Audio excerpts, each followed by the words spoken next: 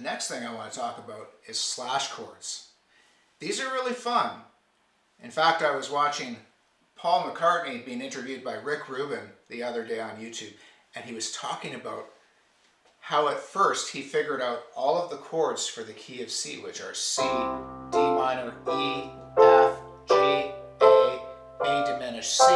But when he figured out that he could put a different bass note underneath a chord, and what I mean by that is he might go like this and play a C over E. He said it was absolutely game-changing for his chording and for his songwriting, so I think if it can work for Paul McCartney, it could probably work for you too. So I'm going to show you some really simple slash chord moves. We're going to use a really pretty descending progression that you probably heard in a lot of songs. But the nice thing about this progression is that it addresses most of the slash chords that you would use in music. So this progression is in the key of C, and it starts here. It starts on a C, and then it goes to a G over B. So pretty. That's called a 5/7 chord as well, by the way, because G is the 5 chord of the key of C. 1, 2, 3, 4, 5. And it's over the 7th note of C major scale. There it is. It's called a 5/7, or a G over B, whichever you prefer. So it starts on C, G over B, A minor, or 6 minor. And we're going to do a 1/5, also known as a C over G. Oh, so pretty. Now to a 4 chord, or an F. Now to a 1/3 chord, another slash chord, also known as a C over E. To a 2 minor, which is a D minor, and then check this slash chord out. This is called a 4/5, which means that we're going to play an F chord over a G bass. And you've probably heard that chord in like Aretha Franklin, Natural Woman. You hear that chord a lot when she finishes up the progression. It's got a really old school gospel sound to it. So again, this progression goes C, G over B, A minor, C over G, F, C over E, D minor, F over G.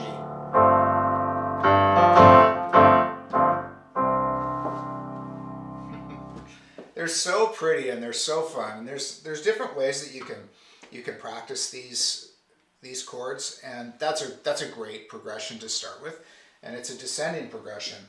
You can also try them in ascending progressions. A lot of pop tunes start off the 6 minor chord, or in C that would be the A minor, rather than starting off the C. A lot of progressions go like this.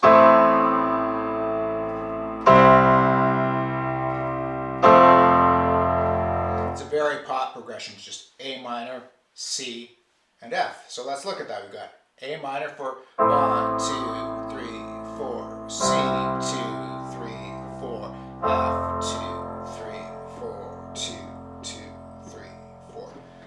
Let's try adding some slash chords just for fun. So where we can add a slash chord is between the A minor and the C. We can put a G over B, or a 5/7. Works perfectly.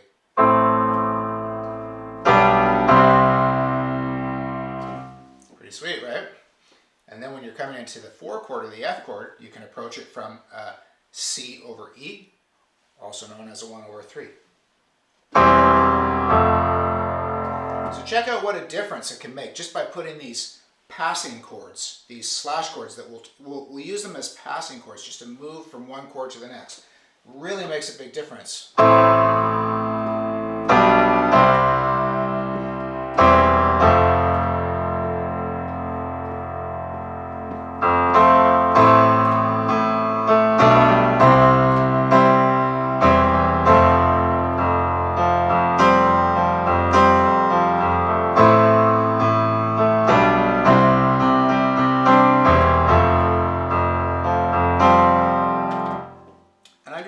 Some sus2 chords, and we've been through that in previous chapters. Sus2 chords are also great for just embellishing progressions like that. So I was just adding a couple little tricks in like that. A minor, G over B, C sus2. I love that chord.